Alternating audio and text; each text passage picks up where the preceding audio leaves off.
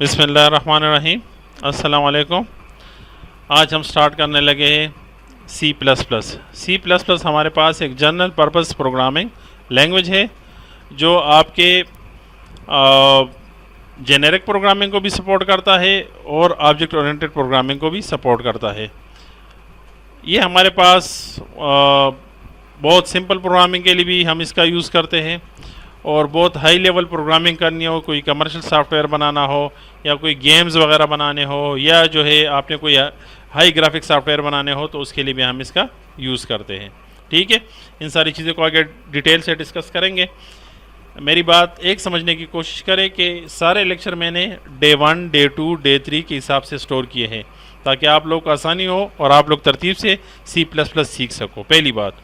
दूसरी बात यह है कि अगर आप लोगों ने ये लैंग्वेज सही से सीख ली ना तो आप लोग आइंदा जितने लैंग्वेजेस है, जितने हाई लेवल प्रोग्रामिंग लैंग्वेजेस है, वो हर लैंग्वेज जो है 1 वीक या 2 वीक में सीख सकते हो, क्योंकि बेसिक कंसेप्ट सीखना होता है। देखो, इसमें हमारे पास एक टॉपिक आएगा लूप हर लैंग्वेज में होता है, ये एक चैप्टर होगा पूरा। इसमें हमारे पास कंडीशनल स्टेटमेंट आएंगे, वो हर लैंग्वेज में होते हैं। इसमें हमारे पास ऑब्जेक्ट आएंगे, वो हर लैंग्वेज में है। फंक्शन आएंगे, वो हर लैंग्वेज में होते हैं।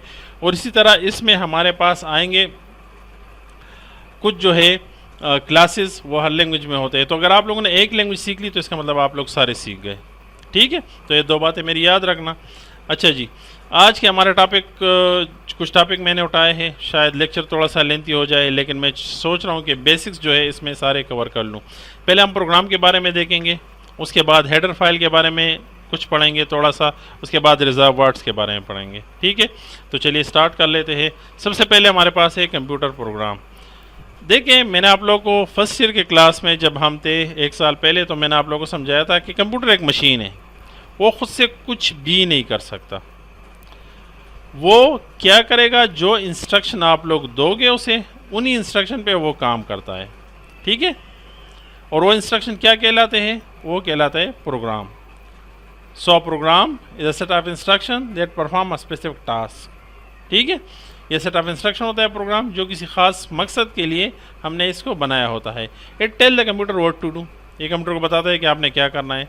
जैसे कि अगर आप लोग देख लो तो हमारे पास माइक्रोसॉफ्ट वर्ड है, वो एक प्रोग्राम है। उसने क्या करना होता है? डॉक्यूमेंट बनाना होता है, डॉक्यूमेंटेशन करनी होती है, उसको फॉर्मेट करना होता है। तो ये सारी चीज़ें किसी ने किसी समझाई है कि आपने ये काम ऐसे करना है। इस तरह आप लोग स्काइप को ले लो, उसे हम फ्री कॉल कर सकते हैं। अब ये स्काइप जो है, ये सॉफ्टवेयर है, किसी ने बनाया है और उसको समझाया है कि आपने ये काम ऐसे करना है। ठीक है, तो प्रोग्राम क्या होता है? Set of instruction they tell the computer what to do. ठीक है, अच्छा जी, अब हमारे पास ये जो बंदा प्रोग्राम लिखता है उसे हम प्रोग्रामर कहते हैं। जो बंदा ये कंप्यूटर प्रोग्राम लिखता है उसे हम प्रोग्रामर कहते हैं या सॉफ्टवेयर इंजीनियर कहते हैं। पहली बात ये है। दूसरी बात कि ये प्रोग्राम जो है हम किसी ख़ास स्पेसिफिक प्रोग्रामिंग लैंग्वेज में लिखते हैं।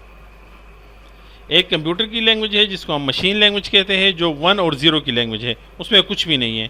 जो भी चीज़ आप लोगों ने कंप्यूटर को डिस्प्ले करनी है वो 1 और 0 के शेप में आप लोग डिस्प्ले कर सकते हो। ठीक है, उसमें 1 0 1 0 1 0 सिर्फ यही होता है और कुछ भी नहीं होता। एक हमारी अंडरस्टैंडेबल लैंग्वेज है, वो हमारे पास हाई लेवल लैंग्वेजेस कहलाती है। जो कंप्यूटर प्रोग्रामिंग लैंग्वेज है, जो जिसको कंप्यूटर सिर्फ समझ सकता है, उसको हम कहते हैं लो लेवल लैंग्वेज या मशीन लैंग्वेज। ठीक है, वो मशीन समझता है। और जो हम समझते हैं उसको हम कहते हैं हाई लेवल लैंग्वेज। क्या कहते हैं हम उसको? उसको हम कहते हैं हाई लेवल लैंग्वेज, क्योंकि वो हमें उसकी समझ आती है। क्लियर है? अच्छा जी, हाई लेवल लैंग्वेज का नाम क्या है? अब इसमें हमारे पास बहुत से लैंग्वेजेस है। ठीक है, इसमें हमारे पास विजुअल बेसिक है, इसमें हमारे पास पास्कल है, इसके हमारे पास जावा है, सी है, सी प्लस प्लस है, PHP है, जावा स्क्रिप्ट है, इसमें हमारे पास GW बेसिक है, PHP है, एंड सो ऑन। बहुत ज़्यादा लैंग्वेजेस है। ठीक है, तो जिस भी लैंग्वेज आपको पसंद हो, जिसमें आप एक्सपर्ट हो, तो आप उसमें प्रोग्रामिंग कर सकते हो। ठीक है, तो हमारे पास एक हमारे अंडरस्टैंडेबल लैंग्वेज है जिसको हम हाई लेवल लैंग्वेज कहते हैं, और एक मशीन अंडरस्टैंडेबल लैंग्वेज है जिसको हम मशीन लैंग्वेज या लो लेवल लैंग्वेज कहते हैं। ठीक है, अच्छा जी, सब्सक्राइब कीजिए हमारे चैनल को और बेल आइकॉन को दबाइए हमारी लेटेस्ट वीडियो सबसे पहले देखने के लिए। अब बात यह आती है कि जब मशीन 1 0 को समझता है वो हमारी ज़ुबान को नहीं समझता और हम जो है मशीन की ज़ुबान नहीं समझते, हम 10 को नहीं समझते, तो हम मशीन के साथ कम्युनिकेट कैसे करेंगे, बात कैसे करेंगे? ठीक है, तो उसके लिए हम अपने और कंप्यूटर के बीच में एक ट्रांसलेटर बिठा देते हैं। ट्रांसलेटर क्या करता है कि हमारी अंडरस्टैंडेबल लैंग्वेज को, जिसको हमने सिंपल वर्ड्स में लिखा है कि display this on screen, print, या हम लिख लेते हैं सी आउट, या हम लिख लेते हैं गो, या हम लिख लेते हैं इफ़, तो इस किस्म के हमारे वर्ड जो है उसको कन्वर्ट करता है, पूरे प्रोग्राम को कन्वर्ट करता है मशीन अंडरस्टैंडेबल लैंग्वेज में। ठीक है, तो वो क्या कहलाता है? वो कहलाता है ट्रांसलेटर। वो कहलाता है ट्रांसलेटर। अब वो ट्रांसलेटर हमारे पास दो किस्म के होते हैं। एक तो हमारे पास वो ट्रांसलेटर है कंपाइलर। क्या है वो हमारे पास? वो ट्रांसलेटर हमारे पास कंपाइलर है। ठीक है, और दूसरा वो हमारे पास एक और ट्रांसलेटर है जो यहाँ पर मेंशन नहीं है, ना ही आपके बुक में मेंशन है, वो है इंटरप्रेटर। और इस पर शायद हमारी फर्स्ट ईयर में बात हुई थी कि इंटरप्रेटर हमारे पास एक स्लो ट्रांसलेटर है हमारे प्रोग्राम जो हम लिखते हैं अपनी लैंग्वेज में, हाई लेवल लैंग्वेज में, इंग्लिश ओरिएंटेड लैंग्वेज में, उसको कन्वर्ट करता है मशीन अंडरस्टैंडेबल लैंग्वेज में। ठीक है, वो इंटरप्रेटर क्या करता है कि मशीन अंडरस्टैंडेबल लैंग्वेज में कन्वर्ट करता है। ये कंपाइलर क्या करता है? ये मशीन अंडरस्टैंडेबल लैंग्वेज में कन्वर्ट करता है, लेकिन वो करता है लाइन बाय लाइन, एक एक लाइन को कन्वर्ट करता है, ये एज अ होल करता है। इंटरप्रेटर स्लो है, कंपाइलर फास्ट है। ठीक है, इसलिए कंपाइलर ज़्यादा यूज़ होता है। और हमारे पास ये दोनों सॉफ्टवेयर है, ये याद रखना, ये हार्डवेयर नहीं है, ये दोनों सॉफ्टवेयर है। अच्छा जी, जो प्रोग्राम हम लिख लेते हैं अपनी लैंग्वेज में उसे हम कहते हैं सोर्स कोड। जो प्रोग्राम हम अपनी लैंग्वेज में लिख लेते हैं उसे हम कहते हैं सोर्स कोड। और वही प्रोग्राम जब मशीन अंडरस्टैंडेबल लैंग्वेज में कन्वर्ट हो जाता है तो उसे हम कहते हैं ऑब्जेक्ट कोड। सोर्स कोड को हम सोर्स प्रोग्राम भी कहते हैं और ऑब्जेक्ट कोड को हम ऑब्जेक्ट प्रोग्राम भी कहते हैं। ठीक है, तो हम जो हाई लेवल लैंग्वेज में प्रोग्राम लिख लेते हैं, फॉर एग्जांपल हम कंप्यूटर को कहते हैं कि प्रिंट इजाज़ एकेडमी। अब ये प्रिंट इजाज़ एकेडमी क्या है? ये सोर्स कोड है, ये सोर्स प्रोग्राम है। और जब ये कंपाइलर ट्रांसलेट कर लेता है, इससे 1010 बना लेता है, इसका ऑब्जेक्ट कोड बना लेता है, तो फिर उसको हम कहते हैं ऑब्जेक्ट कोड। वो होता यही प्रोग्राम है लेकिन मशीन अंडरस्टैंडेबल लैंग्वेज में होता है। ठीक है, अच्छा जी, अब आते हैं हेडर फाइल की तरफ। इसको थोड़ा सा पढ़ लें, समझाता, फिर मैंने अपने नोट्स बनाए उससे समझाता हूँ। ये आपके बुक से मैंने लिखा है। Header file contain information that is required by a program in which these are used. C++ contain many header files. फिर उन्होंने लिखा है कि इट हैज़ .h एक्सटेंशन। हमारे पास हम हर हेडर फाइल के लिए .h एक्सटेंशन लिखते हैं।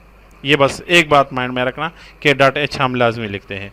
जिस तरह कुछ एग्जांपल है iostream.h, conio.h और maths.h। ठीक है, preprocessor directive include the header file at the beginning of the program. Header file को इंक्लूड करने के लिए हम क्या यूज़ करते हैं? प्री प्रोसेसर डायरेक्टिव यूज़ करते हैं। ठीक है, सिंटैक्स इसका क्या है? ये इसका सिंटैक्स है। ठीक है, हैश साइन, उसके बाद इंक्लूड का वर्ड लिखते हैं और उसके बाद हेडर फाइल का नाम लिखते हैं। अब इसको सरसरी समझने की कोशिश करें। नेक्स्ट स्लाइड में मैं आपको जो मैंने अपने नोट्स बनाए हैं बहुत सिंपल है, वो उसमें समझा देता हूँ। हेडर फाइल हमारे पास जितने भी ऑब्जेक्ट या फंक्शन होते हैं वो सारे हेडर फाइल में पड़े होते हैं। पहली बात ये है, जिस हेडर फाइल का आप लोगों ने फंक्शन यूज़ करना है उस हेडर फाइल को ओपन करना पड़ता है। ये दूसरी बात हुई। ओपन कैसे करेंगे? तीसरी बात यह है कि उसको हम प्री प्रोसेसर डायरेक्टिव के ज़रिए ओपन करेंगे। किस चीज़ के ऊपर करेंगे? प्री प्रोसेसर डायरेक्टिव के ज़रिए ओपन करेंगे।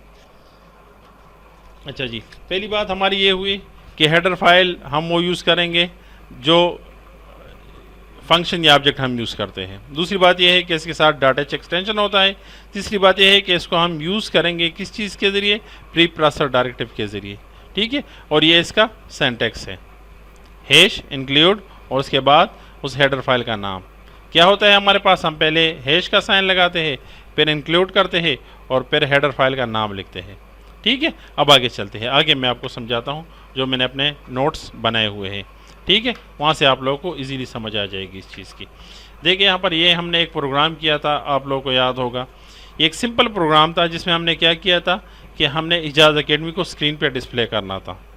जब ये प्रोग्राम आप लोग रन करोगे तो आप लोगों के पास, अगर आप लोगों ने नहीं किया तो पड़ा हुआ है इसमें, इसी फोल्डर में, यूट्यूब पे इसी फोल्डर में पड़ा हुआ है, आप ज़रा इसको रन करके देख लो।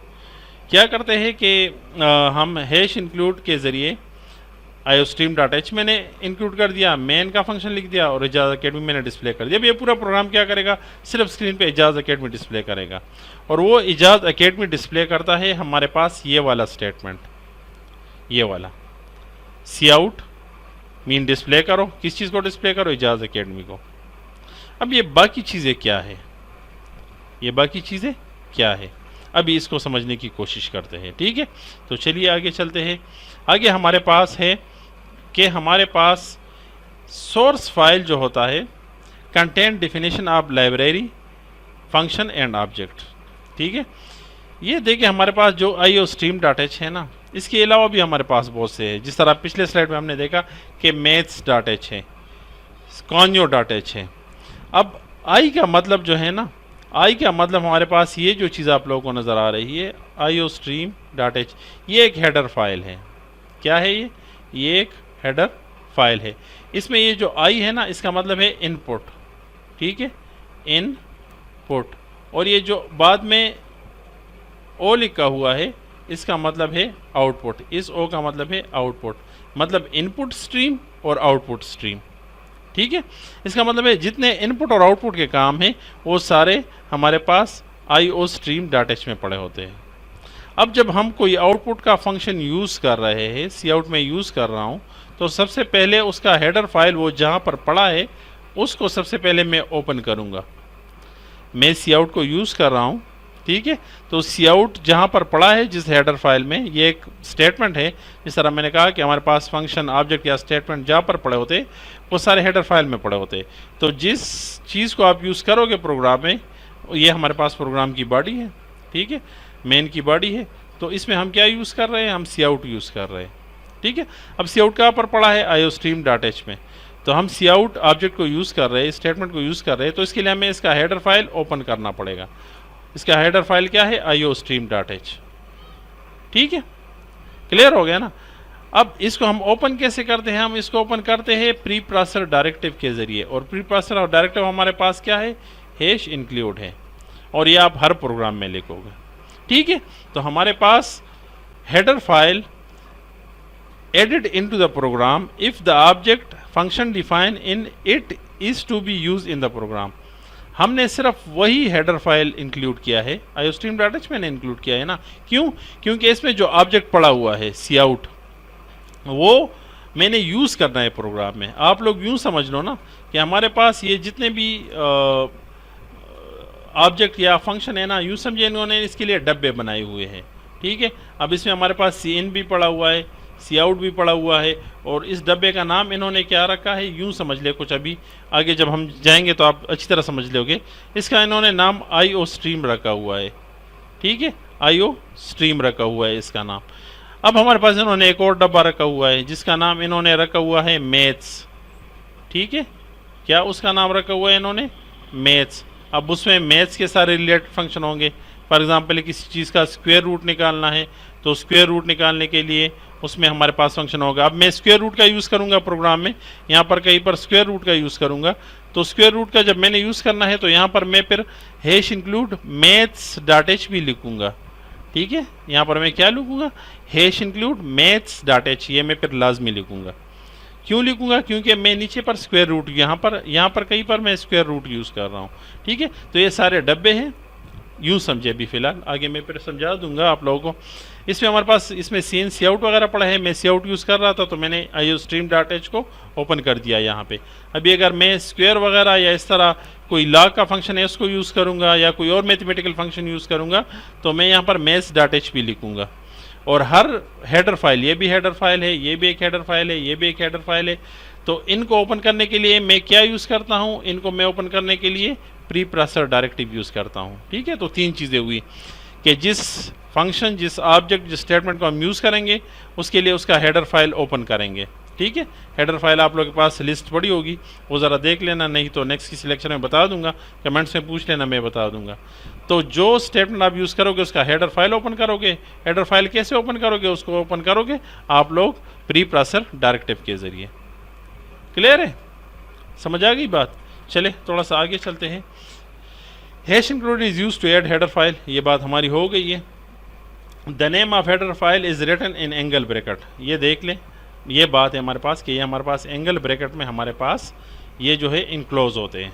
ठीक है, तीन बातें हुई हमारे पास कि हम जो स्टेटमेंट या ऑब्जेक्ट यूज़ कर रहे हैं उसके लिए हेडर फाइल ओपन करेंगे, हम कंप्यूटर को बताएंगे, कंपाइलर को बताएंगे कि आगे मैंने इससे रिलेटेड इसमें जितने ऑब्जेक्ट और फंक्शन और स्टेटमेंट है उसको मैंने यूज़ करना है। ठीक है, और उसको हम जो है प्री प्रोसेसर डायरेक्टिव, जो प्री प्रोसेसर डायरेक्टर है हमारे पास, प्री प्रोसेसर डायरेक्टिव के ज़रिए हम उसको ओपन करेंगे। ठीक है, तो हम लिखते हैं हैश इंक्लूड, ये प्री प्रोसेसर डायरेक्टिव है, iostream.h हेडर फाइल है।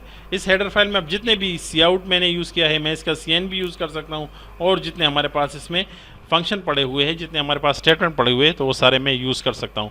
अगर आप इसको यूज़ नहीं करोगे, ठीक है, अगर आप फॉर एग्जांपल मैं जो है सी आउट मैंने यूज़ किया है, सी आउट, ठीक है, और सी आउट को जो है मैंने डिफाइन नहीं किया, ऊपर जो है मैंने उसका हेडर फाइल ओपन नहीं किया है, या iostream.h मैंने ओपन नहीं किया है, तो मुझे एरर देगा। ठीक है, इस तरह मैंने नीचे जो है स्क्वायर रूट का फंक्शन यूज़ किया है, लेकिन ऊपर मैंने यहाँ पर maths.h नहीं लिखा, यहाँ पर यूज़ किया है स्क्वायर रूट, और इधर maths.h मैंने नहीं लिखा। ठीक है, तो यहाँ पर वो मुझे एरर देगा कि इसका हेडर फाइल ओपन नहीं है। ठीक है, समझ नहीं आई हो इसमें किसी चीज़ की तो कमेंट्स में पूछ। अच्छा जी, अब बात है करैक्टर सेट की तरफ। आपके सिलेबस में नहीं है, बुक में नहीं है, लेकिन C++ का हिस्सा है, तो समझा दूँ। देखिए हमारे पास जितने लैंग्वेजेस हैं ना जो हम यूज़ करते हैं नॉर्मली, इंग्लिश, उर्दू, पश्तो, पंजाबी, सिंधी, हर लैंग्वेज का कोई ना कोई करैक्टर सेट होता है। ठीक है, जिससे वो बना होता है। जिस तरह आप लोग इंग्लिश लैंग्वेज को देख लो, तो इंग्लिश लैंग्वेज का करैक्टर सेट हमारे पास या तो कैपिटल A to Z है, या स्मॉल, यहाँ पर ये छोटी सी मिस्टेक है, स्मॉल A to Z है। ठीक है, ये हमारे पास इंग्लिश का करैक्टर सेट है, और इससे सारी इंग्लिश जो है आप लोगों के पास बनी है। ठीक है, आप जितने नाम देख लो, पूरी बुक पढ़ लो, आप लोगों के पास आप लोगों की जो करैक्टर सेट है उसका यही है। जिस तरह उर्दू का करैक्टर सेट ले लो तो वो अलिफ से ये तक है। ठीक है, उससे आपकी पूरी उर्दू ज़ुबान बनी है। करैक्टर सेट वो चीज़ होता है जिससे हमारे पास वो पूरी लैंग्वेज बनती है। इसी तरह हमारे पास जितने प्रोग्रामिंग लैंग्वेजेस है, सबका अपना करैक्टर सेट होता है। थोड़ी सी उसमें चेंजेस हो सकती है, लेकिन जो नॉर्मली करैक्टर सेट होता है हर प्रोग्रामिंग लैंग्वेज का, वो तकरीबन हमारे पास A to Z जो कैपिटल और स्मॉल है उन दोनों पे कंसिस्ट करता है। या अगेन हमारे पास कैपिटल आया हुआ है, ये स्मॉल है। ठीक है, कैपिटल A to Z और स्मॉल A to Z। ठीक है, और उसके बाद हमारे पास है 0 to 9 और कुछ स्पेशल सिंबल्स। जितने प्रोग्रामिंग लैंग्वेज है हमारे पास, हर प्रोग्रामिंग लैंग्वेज में हमारे पास A to Z कैपिटल और स्मॉल यूज़ होंगे। C++ में हमारे पास सारे स्टेटमेंट स्मॉल में होंगे, ये याद रखना। ठीक है, इस तरह हमारे पास 0 to 9 डिजिट्स यूज़ होंगे, 0 to 9 डिजिट्स यूज़ होंगे, और कुछ स्पेशल सिंबल्स हमारे पास यूज़ होंगे। डिफरेंट लैंग्वेजेस में स्पेशल सिंबल्स हमारे पास यूज़ होते हैं। जिस तरह C++ है तो उसमें हैश और सेमीकोलन का यूज़ बहुत ज़्यादा होता है, जिस तरह अभी प्रोग्राम पिछले प्रोग्राम में अभी आप लोगों ने देखा भी। ठीक है, तो हमारे पास जितने प्रोग्रामिंग लैंग्वेजेस है बिल्कुल इसी तरह हमारे पास इसका अपना करैक्टर सेट होता है। थोड़ी बहुत चेंजेस होती है, ज़्यादा चेंजेस नहीं होती जितनी प्रोग्रामिंग लैंग्वेज है। चले आगे चलते हैं रिजर्व वर्ड्स। रिजर्व वर्ड्स देखिए, अगर मैं आप लोगों को कहूँ कि वाल, या आप लोगों को मैं कहूँ कि फ़ैन, तो आप लोगों को पता चल जाता है कि हमारे पास ये फ़ैन जो है ये 3 कैरेक्टर से बना है, F, A और N से, और ये इंग्लिश का वर्ड है। ठीक है, इस तरह अगर आप लोगों को मैं कह दूं कि हमारे पास पंखा या मेज़ या कुर्सी, तो आप लोगों को पता चल जाता है कि ये उर्दू के वर्ड है और इसकी कोई स्पेशल मीनिंग है। तो रिज़र्व वर्ड्स हमारे पास रिज़र्व वर्ड या की वर्ड्स कहलाते हैं। की वर्ड्स हमारे पास वो स्पेशल वर्ड्स होते हैं जिसकी उस प्रोग्रामिंग लैंग्वेज में कोई ख़ास मकसद होता है, कोई ख़ास पर्पस होता है। अगर आप पिछला प्रोग्राम देख लो तो हमने कुछ रिज़र्व वर्ड यूज़ किए थे। उसमें एक रिज़र्व वर्ड था इंक्लूड, देखा था आप लोगों ने ना पिछले प्रोग्राम में, इंक्लूड का वर्ड यूज़ किया था जो प्री प्रोसेसर डायरेक्टिव था। उसके बाद हमने सी आउट का वर्ड यूज़ किया था, जो डिस्प्ले करने के लिए एक स्टेटमेंट था। इस तरह हमने मेन का वर्ड यूज़ किया था, ठीक है। इस तरह आईओ स्ट्रीम का वर्ड यूज़ किया था। तो ये हमारे पास रिजर्व वर्ड्स है, ये C++ के अपने रिजर्व वर्ड है। जिस तरह हमारे पास जनरल लैंग्वेजेस है उसके अपने रिजर्व वर्ड्स होते हैं, इस तरह हमारे पास ये डिफरेंट प्रोग्रामिंग लैंग्वेजेस के अपने रिजर्व वर्ड्स होते हैं, ठीक है। और इस तरह जो अभी कुछ वर्ड्स मैंने लिए तो ये हमारे पास C++ के रिजर्व वर्ड है और इसका कोई ख़ास पर्पस होता है हमारे पास प्रोग्रामिंग लैंग्वेज में, ठीक है। ये भी आपके सामने स्क्रीन पे जो टेबल है इसमें सारे रिजर्व वर्ड्स लिखे हुए हैं, ये सारे रिजर्व वर्ड इसमें लिखे हुए हैं, ठीक है। ये सारे हम यूज़ करेंगे वन बाय वन, हमारे पास ये सारे यूज़ होंगे। कुछ एग्जांपल जिस तरह मैंने लिखे हुए हैं, if, void, break, while, case, character, और ये आप लोगों के सामने टेबल पड़ा हुआ है, ये सारे C++ के रिजर्व वर्ड है और हर रिजर्व वर्ड का अपना एक ख़ास पर्पस होता है। इन रिजर्व वर्ड्स को आप लोग किसी और पर्पस के लिए यूज़ नहीं कर सकते। अगर आप कहते हो ना कि जिस तरह हम मैथ्स में करते हैं a is equal to this, b is equal to this, then sum is equal to a plus b, तो इसी तरह प्रोग्रामिंग अभी हम यहाँ पर करेंगे। तो अगर आप लोग को कोई इस किस्म के वेरिएबल चाहिए, कोई नाम चाहिए, आप लोग फॉर एग्जांपल नेम रखना चाहते हो, तो आप लोग वो चीज़ जो है यहाँ पर देखोगे, ये टेबल देख लो। अब आप डिलीट जो है ना, डिलीट यूज़ नहीं कर सकते, उसको आप लोग सिर्फ यहाँ से उठा के आप लोग उसको अपने पर्पस के लिए यूज़ कर सकते हो, लेकिन किसी वेरिएबल के नेमिंग के लिए यूज़ नहीं कर सकते, ठीक है। तो उसको सिर्फ आप लोग जिस पर्पस के लिए वो बना है वो वर्ड, उस पर्पस के लिए यूज़ कर सकते हो, उसको किसी और काम के लिए आप उसको यूज़ नहीं कर सकते, ठीक है। जितने भी रिजर्व वर्ड है वो सारे आप लोग देख रहे हो कि हमारे पास स्मॉल लेटर में लिखे हुए हैं। हमारे पास आप लोग बात याद रखना कि जो C++ लैंग्वेज है वो केस सेंसिटिव लैंग्वेज है। अगर आप कैपिटल में जो है कोई नाम लिखोगे, फॉर एग्जांपल कैपिटल में मैंने लिख दिया वर्ड्स, WORDS, और मैंने स्मॉल में लिख दिया वर्ड्स, तो वो समझता है।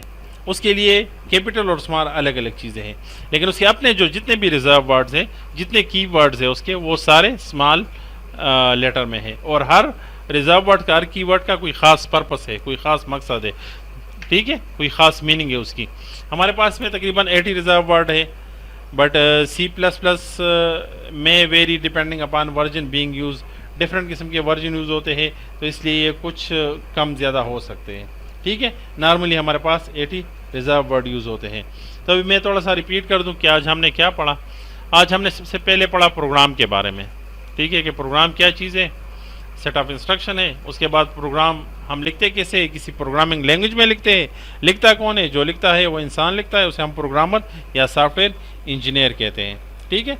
हेडर फाइल के बारे में पढ़ा कि हेडर फाइल में हमारे पास फंक्शन, ऑब्जेक्ट्स या स्टेटमेंट्स पड़े होते हैं, और जिस स्टेटमेंट, फंक्शन या ऑब्जेक्ट को हमने यूज़ करना है तो उसका हेडर फाइल हम ऊपर डिफाइन करते हैं, लिखते हैं, ठीक है। और उस हेडर फाइल को हम प्री प्रोसेसर डायरेक्टिव के ज़रिए ओपन करते हैं, ठीक है। प्री प्रोसेसर डायरेक्टिव के साथ उस हेडर फाइल को लिखते हैं और .h उसके साथ लिखते हैं। उसके बाद हमने कुछ थोड़ा बहुत कैरेक्टर सेट के बारे में पढ़ा और उसके बाद रिजर्व वर्ड के बारे में पढ़ा, ठीक है। इसको अच्छी तरह समझ लो। जहाँ जहाँ पर कन्फ्यूजन हो तो आप लोग कमेंट्स में पूछ सकते हो या फिर कल क्लास में पूछ लेना, मैं बता दूंगा, ठीक है बेटा। और इंशाल्लाह कल जो नेक्स्ट का लेक्चर है उसको थोड़ा सा स्टडी कर लेना एक नज़र। अपना ख्याल रखिएगा।